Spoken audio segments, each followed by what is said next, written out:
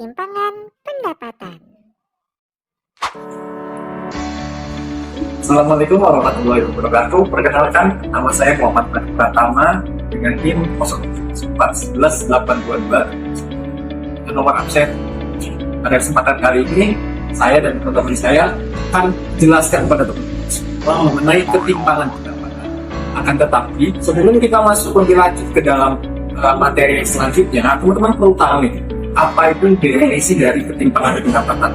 Jadi ketimpangan pendapatan adalah perbedaan signifikan dalam pendistribusian pendapatan di sebuah dalam lingkup individu, kelompok, maupun wilayah. Dan ini berada pada ruang lingkup masyarakat dan juga negara.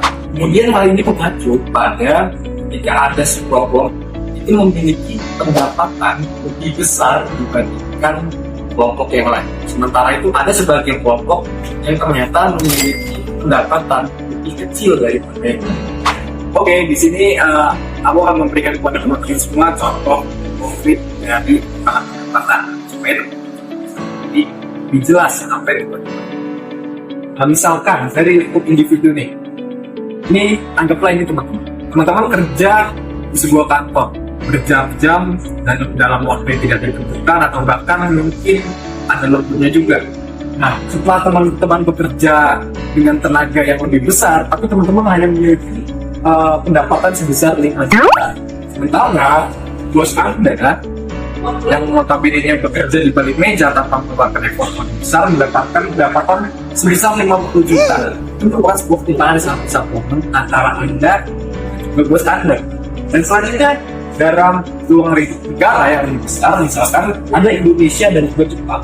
Indonesia memiliki GDP sebesar 1.160, sementara Jepang memiliki GDP sebesar 4.900 triliun. Ini merupakan sebuah ketimpangan yang sangat besar antara dua negara. Faktor-faktor ketimpangan pendapatan. Halo, perkenalkan nama saya Formalinda Aida dengan nomor induk mahasiswa 0704 128 222 7044. Di video kali ini saya akan menjelaskan mengenai faktor penyebab terjadinya ketimpangan pendapatan di suatu daerah. Jadi, ketimpangan pendapatan yang terjadi di masing-masing daerah akan menyebabkan kecemburuan sosial antara golongan orang-orang yang memiliki pendapatan yang rendah dengan golongan orang-orang yang memiliki pendapatan yang tinggi. Terdapat beberapa faktor penyebab terjadinya ketimpangan pendapatan di suatu daerah. Salah satu contohnya adalah ketimpangan terjadi karena adanya perbedaan pertumbuhan ekonomi, jumlah penduduk, dan juga kemiskinan. Oke, saya ambil contoh dari kasus yang terjadi di Sumatera Barat. Yang pertama yaitu pengaruh pertumbuhan ekonomi terhadap ketimpangan pendapatan. Nilai probabilitas dari pertumbuhan ekonomi yaitu 0,00 atau lebih kecil dari nilai alfa 5%. Dari hasil tersebut maka hipotesis 0 ditolak dan hipotesis A diterima, sehingga didapatkan hasil pengaruh signifikan antara pertumbuhan ekonomi terhadap ketimpangan pendapatan di Sumatera Barat. Yang kedua yaitu pengaruh jumlah penduduk terhadap ketimpangan pendapatan. Nilai probabilitas dari jumlah penduduk yaitu 0,00 atau lebih kecil dari nilai alfa 5%. Dari hasil tersebut maka hipotesis 0 ditolak dan hipotesis A diterima, sehingga didapatkan hasil pengaruh signifikan antara jumlah penduduk terhadap ketimpangan pendapatan di Sumatera Barat. Dan yang terakhir yaitu pengaruh kemiskinan terhadap ketimpangan pendapatan. Nilai probabilitas dari kemiskinan yaitu 0,001 atau lebih kecil dari nilai alfa 5%. Dari hasil tersebut maka hipotesis 0 ditolak dan hipotesis A diterima, sehingga didapatkan hasil pengaruh signifikan antara kemiskinan terhadap ketimpangan pendapatan di Sumatera Barat. Dampak-dampak ketimpangan pendapatan. Halo semua, perkenalkan nama saya Analisa Putri. Di sini saya akan menjelaskan dampak-dampak dari ketimpangan pendapatan. Dampak yang kesenjangan akses terhadap pelayanan dasar seperti pendidikan dan juga kesehatan. Nah, masyarakat dengan pendapatan yang rendah itu cenderung memiliki akses terbatas ke pelayanan kesehatan yang berkualitas. Hal ini tentu akan mengakibatkan tingkat kesehatan yang buruk dan juga peningkatan risiko penyakit di kalangan masyarakat. Ketimpangan pendapatan juga mempengaruhi akses dan kualitas pendidikan. Nah, masyarakat dengan pendapatan yang rendah itu sering mengalami kesulitan dalam mengakses pendidikan yang berkualitas karena keterbatasan sumber daya dan biaya. Lalu yang kedua yaitu kemiskinan dan juga ketidaksetaraan sosial. Ketimpangan pendapatan itu bisa menyebabkan kemiskinan yang lebih tinggi di kalangan kelompok dengan pendapatan yang rendah. Nah, hal ini tentu akan menciptakan ketidaksetaraan sosial yang mengarah pada perpecahan. Yang ketiga yaitu ketidakstabilan sosial dan juga politik. Nah, perbedaan yang besar dalam pendapatan itu bisa menciptakan ketidakstabilan sosial dan juga politik. Karena apa? Karena ketegangan dan juga ketidakpuasan yang timbul dari ketimpangan pendapatan itu dapat mengarah pada protes, demonstrasi, atau bahkan konflik internal dari suatu negara teman-teman. Yang keempat yaitu perkembangan ekonomi yang terhambat. Nah, kesenjangan pendapatan itu bisa menghambat pertumbuhan ekonomi secara keseluruhan. Jadi, distribusi pendapatan yang tidak merata itu bisa mengurangi daya beli di kalangan masyarakat. Yang kelima yaitu meningkatnya kriminalitas dan juga pengangguran. Dengan ketimpangan pendapatan itu mengakibatkan kriminalitas dan juga pengangguran itu meningkat, teman-teman. Kenapa? Karena kurangnya kualitas sumber daya manusia itu untuk bekerja. Rumus perhitungan ketimpangan pendapatan. Halo semuanya, perkenalkan nama aku Devira Irawan, absen 38. Nah, sebelum kita tahu nilai ketimpangan pendapatan ini, maka kita harus tahu terlebih dahulu nih rumusnya.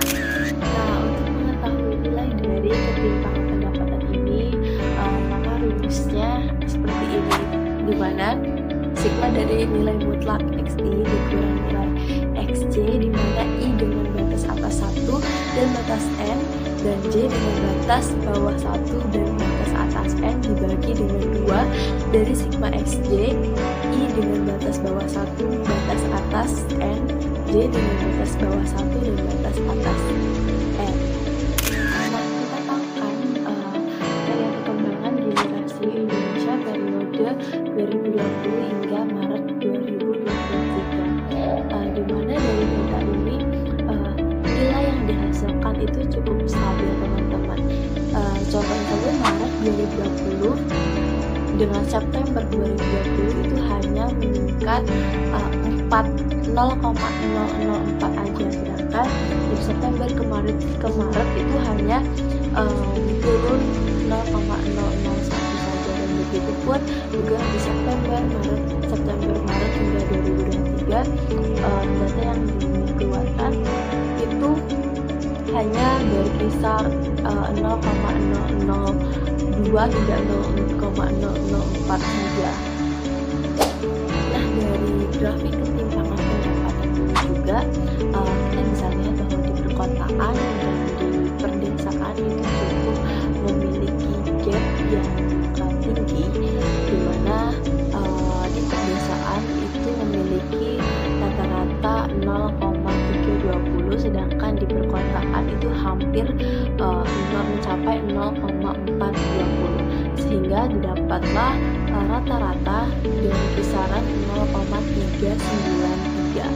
Nah, hal ini menandakan bahwa masih banyak ketimpangan yang dialami di daerah pedesaan.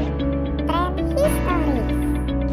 Perkenalkan, nama saya Farid Agil dengan NIM 0704 128 222 7138 dan nomor absen 44.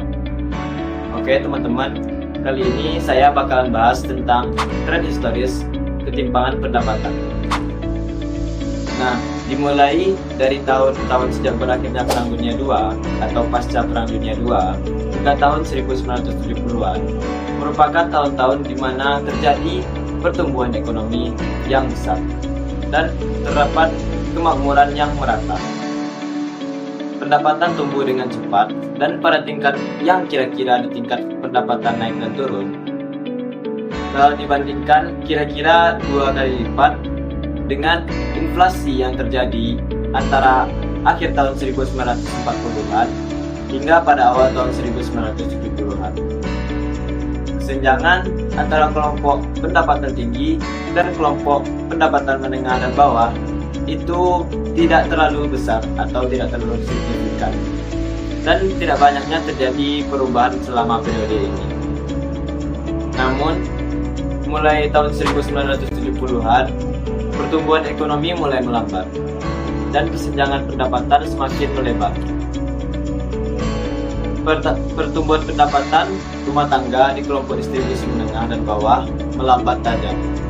Sementara pendapatan di kelompok atas terus tumbuh dengan sangat kuat. Konsentrasi pendapatan di bagian paling atas distribusi meningkat ke tingkat yang terakhir. Terlihat hampir 1 abad yang lalu pada masa yang disebut Roaring Twenties. Nah, jadi itu tadi teman-teman penjelasan tentang tren historis atau sejarah dari ketimpangan pendapatan. Perbandingan ketimpangan pendapatan dengan negara lain. Halo semuanya, sebelumnya perkenalkan nama saya Romita Putri dengan NIM 0704-1282-227107. Oke, jadi pada kesempatan kali ini saya akan membahas mengenai perbandingan ketimpangan pendapatan antara negara Indonesia dengan negara lain. Jadi di sini kita akan mengambil perbandingan ketimpangan pendapatan antara Indonesia dengan negara sekitarnya saja, seperti negara yang berada satu kawasan dengan Indonesia, yaitu negara-negara ASEAN. Jadi berdasarkan data yang telah ditemukan, terdapat perbedaan yang sangat signifikan dalam ketimpangan pendapatan antara Indonesia dengan negara-negara di ASEAN. Seperti Singapura misalnya, sebagai negara yang dikenal berpendapatan tinggi di ASEAN, Singapura sendiri mengalami ketimpangan pendapatan yang tertinggi jika dibandingkan dengan negara-negara lain di ASEAN. Sedangkan Indonesia sendiri ketimpangan pendapatannya telah mengalami peningkatan selama 2 desawarsa terakhir.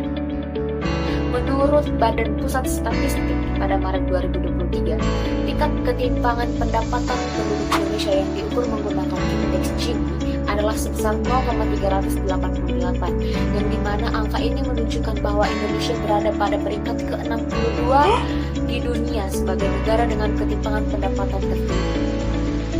Data dari Badan Pusat Statistik juga menunjukkan bahwa masih ada sekitar 25,9 juta penduduk Indonesia yang hidup di bawah kemiskinan. Selain itu, dalam studi yang dilakukan oleh BRIN atau Badan Riset dan Inovasi Nasional bersama para pakar, terungkap bahwa 10% teratas penduduk Indonesia memiliki penghasilan sekitar 19 kali lipat daripada dengan yang 50% terbawah. Hal ini menunjukkan bahwa ketimpangan pendapatan di Indonesia merupakan isu yang kompleks dan memerlukan perhatian serius dari berbagai pihak untuk menemukan solusi yang tepat. Sementara Malaysia dan Thailand memiliki ketimpangan pendapatan yang lebih tinggi dengan indeks Gini masing-masing sebesar 0,399 dan 0,485. Semakin rendah indeks Gini pada suatu negara, maka ketimpangan pendapatan di suatu negara tersebut akan semakin rendah, yang dimana menunjukkan bahwa distribusi pendapatan di suatu negara tersebut lebih Upaya mengurangi ketimpangan pendapatan. Halo teman-teman semua, kenalin nama aku Septiaka Pradana dengan NIM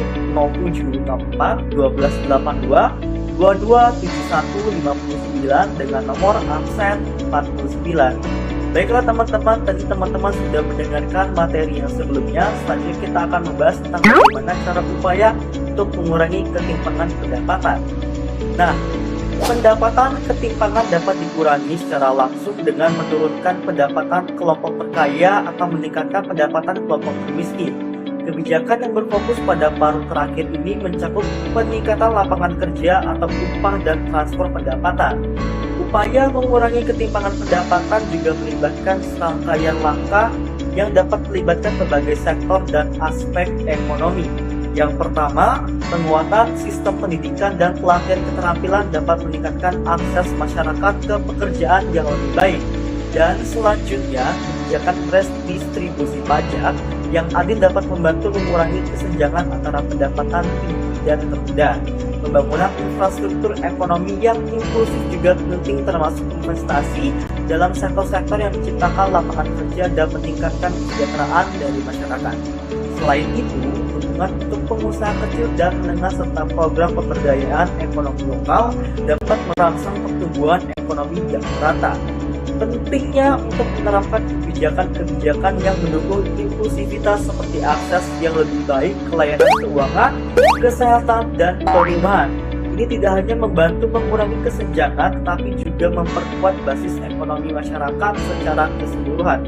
Intervensi pemerintah yang bijaksana, kerjasama sektor swasta, dan partisipasi masyarakat yang aktif semuanya diperlukan untuk mencapai pengurangan ketimpangan pendapatan yang berarti. Nah, langkah-langkah ini juga membersama-samai membentuk fondasi untuk membangun ekonomi yang lebih berkeadilan dan berkelanjutan. Dengan adanya upaya-upaya ini diharapkan ketimpangan yang terjadi seperti ketimpangan pendapatan dapat teratasi dan dapat dimaksimalkan supaya pendapatan dapat memberikan kontribusi serta mendapatkan upah yang lebih baik dari sebelumnya. Kesimpulan materi ketimpangan pendapatan. Ini semuanya ini dengan 0,0 dan 1,282,271 dengan nomor. Jadi di sini bakalan kita sini kesimpulan dimana kesimpulan ini akan dipakai yang akan aku nilai. Nah, yang pertama, pendapatan itu memiliki pengaruh yang sangat signifikan yang bagi suatu bentuk melainkan bagi negara. Kenapa sih? Karena dengan adanya ketimpangan pendapatan, pertumbuhan ekonomi negara itu bakal. Mari kita lihat kenapa hal ini bisa terjadi. Karena ekonomi suatu negara itu disupport oleh penduduknya. Jadi dengan adanya tidak merataan pendapatan pada penduduk di wilayah lainnya, hal ini akan mempengaruhi stabilitasan ekonomi. Di mana hal itu akan memberikan dampak yang sangat terasa di suatu negara itu. Nah, ekonomi yang seharusnya bisa nih bertumbuh dengan stabil, jadi terganggu dan bahkan terhambat. Ketimpangan pendapatan ini sangat erat kaitannya dengan kesehatan. Kenapa seperti itu? Kita bisa melihat perbedaan antara perekonomian di negara maju dan perekonomian di negara berkembang. Di mana di negara maju tersebut sektor industri dia lebih memadai, segi infrastruktur lebih memadai. Jadi penyerapan tenaga kerja itu akan lebih maksimal, yang akan berpengaruh dengan adanya perataan pendapatan di penduduknya. Tidak ada nih gap antara penduduk yang satu dengan yang lain di sektor pendapatan mereka. Sedangkan perekonomian di negara berkembang itu tuh tidak hanya di sektor industri saja, tapi perekonomian mereka masih ya menjadi beberapa sektor. Nah, penduduk di negara yang berkembang itu masih banyak nih yang ada di pedesaan, di mana di pedesaan itu perekonomian mereka masih sektor pertanian, sektor perkebunan, yang mana pendapatan relatif lebih kecil dari penduduk yang berada di tempat industrian. Hal ini juga dapat kita lihat dari penjelasan kawan-kawan kita yang sebelumnya, yang mana menunjukkan gap pendapatan antara penduduk yang ada di tempat yang ada di pedesaan. Hal inilah yang menjadi pertumbuhan pendapatan ini sangat erat kaitannya dengan pertumbuhan dari suatu negara tersebut. Ini itu penjelasan saya. Kita akan next slide-nya.